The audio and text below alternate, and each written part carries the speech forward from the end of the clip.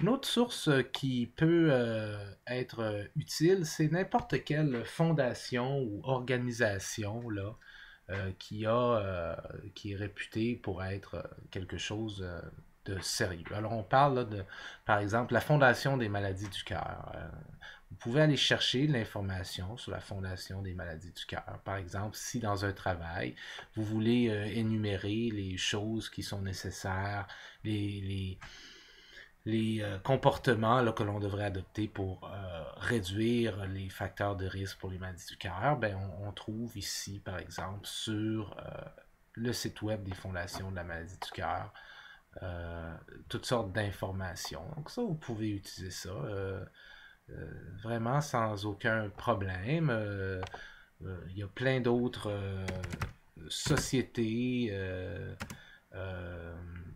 par exemple, je sais pas moi, la Société canadienne du cancer, que si jamais vous faites un travail sur euh, une problématique ou quelque chose qui est relié au cancer, eh bien, vous pourriez très bien aller chercher des statistiques ou des informations là-dessus. Et très souvent, ils vont avoir eux-mêmes euh, un onglet recherche où on peut aller plus loin. Là.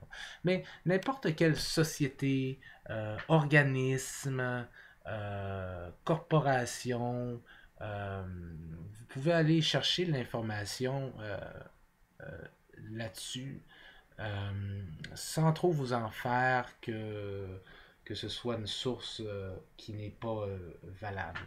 Euh, de par le fait que ces organisations, ces sociétés-là sont connues, elles sont valables en termes de sources. Euh, il est possible que vous trouviez de l'information qui n'est pas scientifiquement valable, qui n'est pas très intéressante sur certains de ces sites-là. Ça, c'est un risque à prendre. Vous savez, vous commencez à faire ça, hein, des références, vous commencez à faire de la recherche vraiment. Euh, dans- Au fil des années, si vous continuez, vous allez développer un genre de flair pour qu'est-ce qui est bon, qu'est-ce qui n'est pas bon, et ainsi de suite. Mais pour l'instant, euh, utilisez, si vous en avez besoin, certaines de ces sites web, ces organisations-là, comme référence, si on veut. Il n'y a pas de mal là-dedans du tout.